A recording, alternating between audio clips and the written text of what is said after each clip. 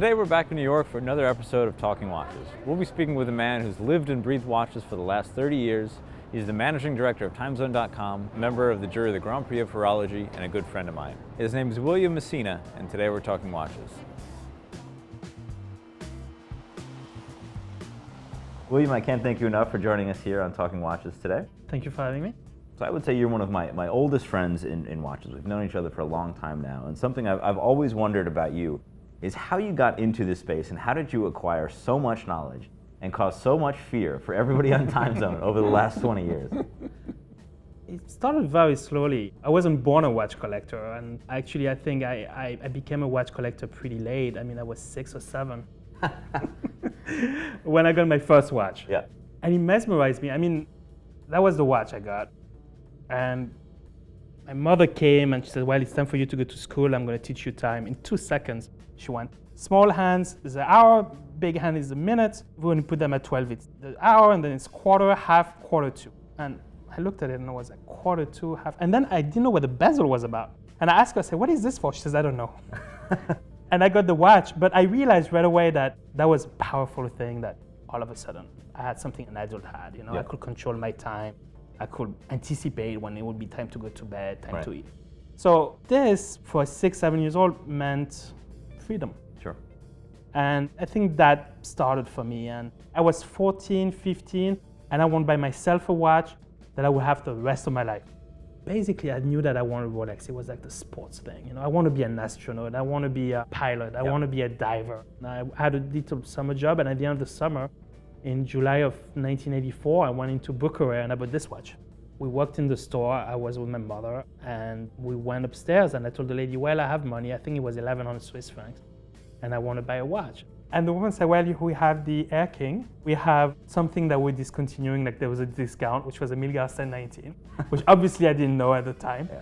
And she put this out, and she told me this has a sapphire crystal, which was very rare at the time. And then she says, this is quartz, precise to 0.1 second a day.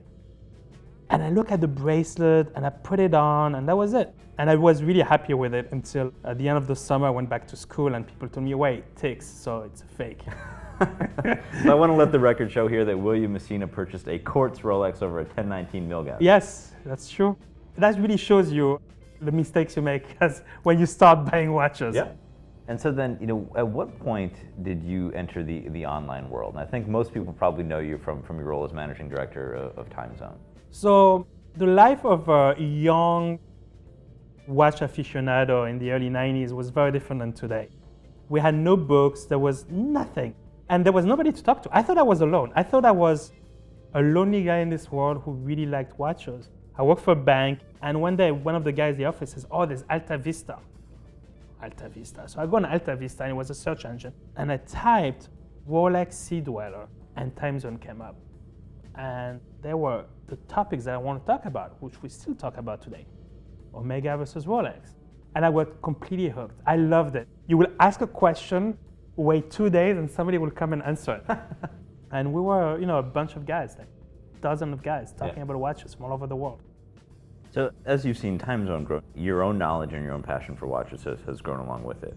But we still see in your collection to this day, you know, 20 years later, we still see a few Rolexes even here on the table. We see a red sub here, we see a gilt GMT. What is it about these two watches in particular that are attractive? Wearing a Rolex, a vintage Rolex today, is one of the coolest things you can have. I mean, look at this, brown dial, it has some wabi, you know, it's simple. It's a nice watch, and I know the history of it and I enjoy wearing it.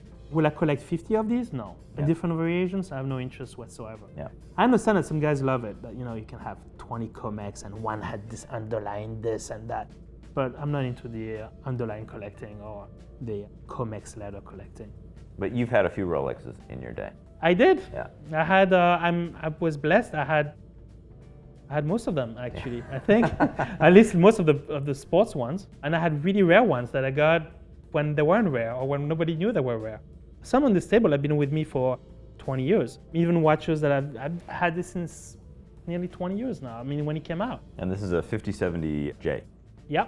Patek presented that watch at Basel in 1998, and I loved it. It was big for the time. You know, 42 millimeter was as big as a Portuguese, which for 1998 was gigantic. Black dial, yellow case, which they never did before. You look at this and you're like, Why aren't they continuing doing that watch?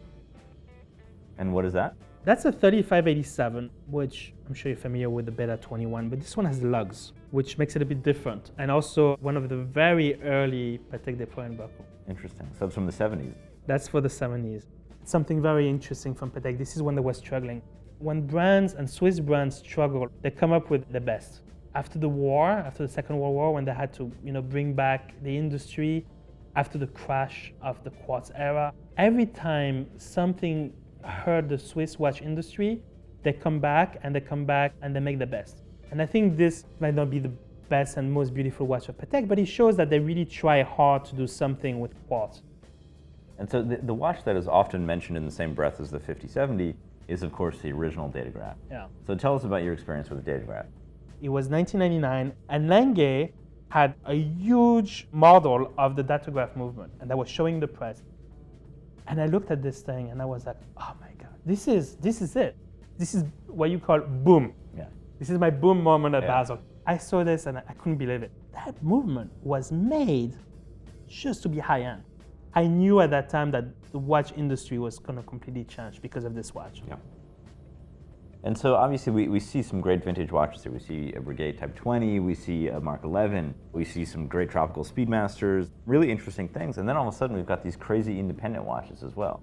So obviously Lange was independent back then, but another independent that kind of grew up with it was Journe. And you have a long affiliation with FP Journe. I met FP Journe I think a year before he launched the watch. I had lunch with him, I had no idea who he was. And the watches are exactly like the man. It's like the reflection of his character. You know, it's a watch that has a certain appeal to some people and no appeal to others. And this is when he made in 1999. It's one of the early pink dial. It's not a champagne dial, it's a pink dial, which I really like. And Journe did this, and between 1999 and 2005, he created different watches which are very unique in the industry, and I appreciate them a lot.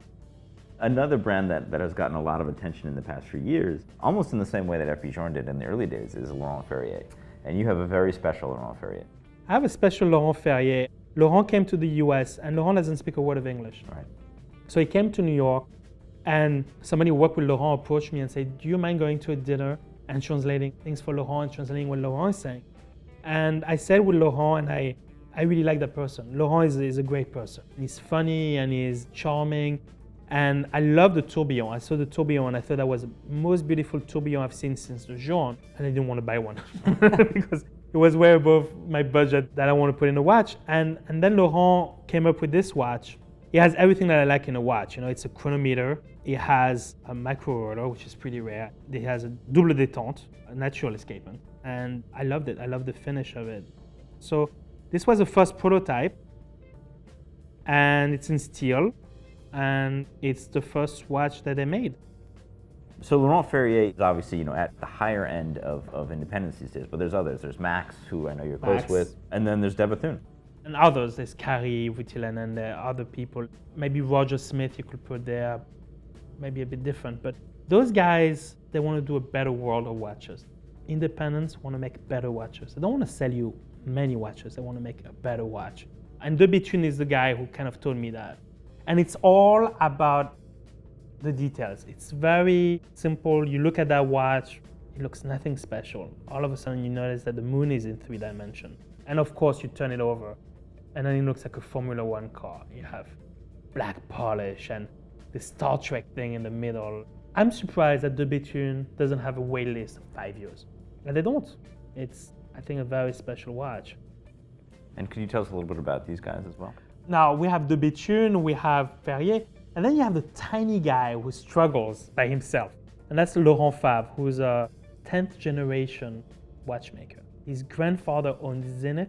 His great-grandfather was also a watchmaker, and so on for 10th generation. And he decided to be a watchmaker, and this is the first one. This is 0001.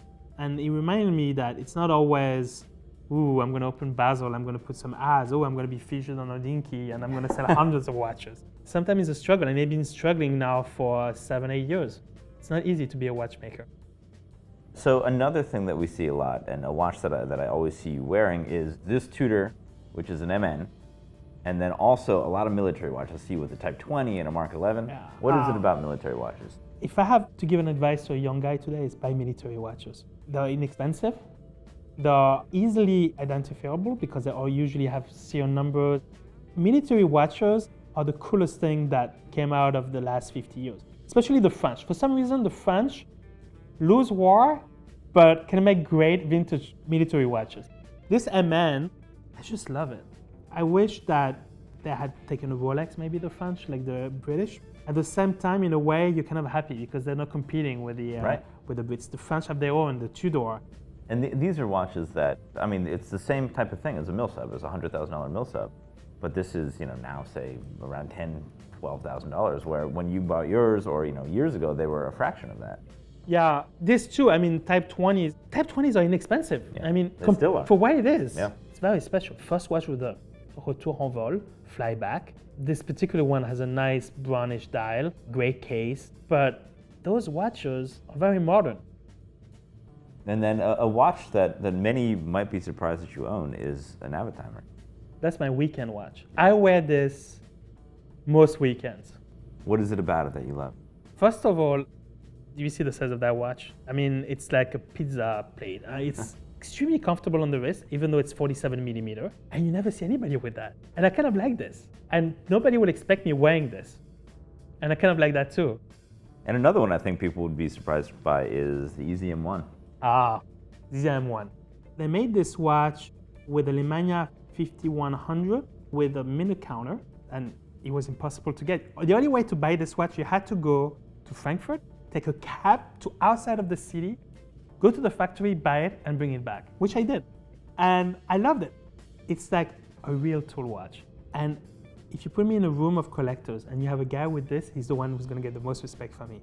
It's not about celebrities, it's not about famous sportsmen.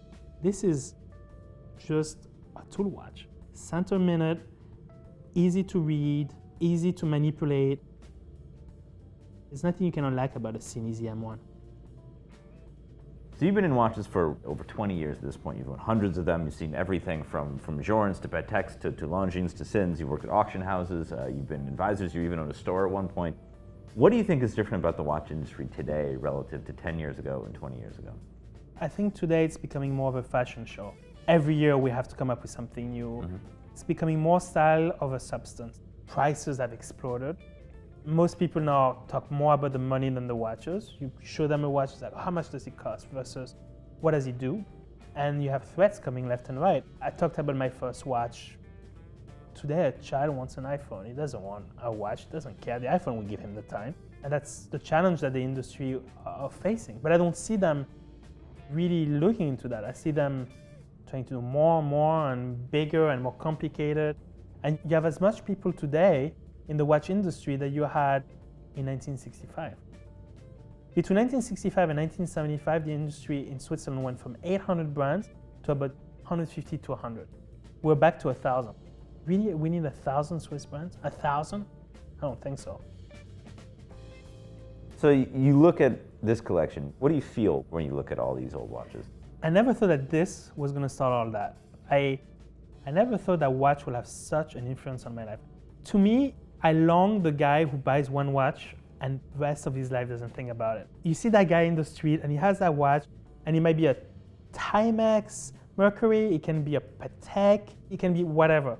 That guy is lucky. That guy has that watch and he's content with it. I never thought when I would get that watch that I would never be content enough, that there would always be another watch or something more interesting or something I'd be into for a while. And in a way, I aspire to be a guy with one watch.